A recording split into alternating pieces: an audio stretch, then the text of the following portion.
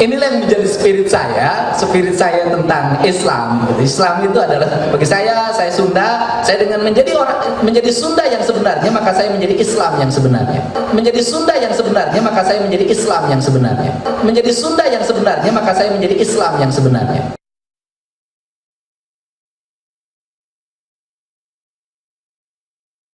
Menjadi Sunda yang sebenarnya, maka saya menjadi Islam yang sebenarnya. Bagi saya adalah itu.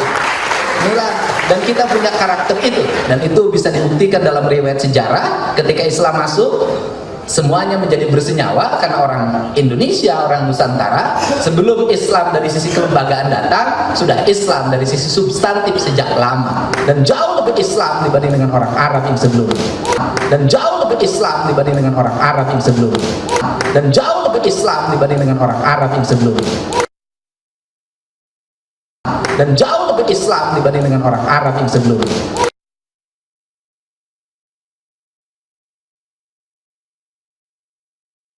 Dan jauh lebih Islam dibanding dengan orang Arab yang sebelumnya. Inilah menjadi semangat spirit kita, sehingga di sini saya tegaskan, urang Sunda boga hak asup ka surga panggeulana. Urang Sunda boga hak asup ka surga panggeulana. Urang Sunda boga hak asup ka surga panggeulana.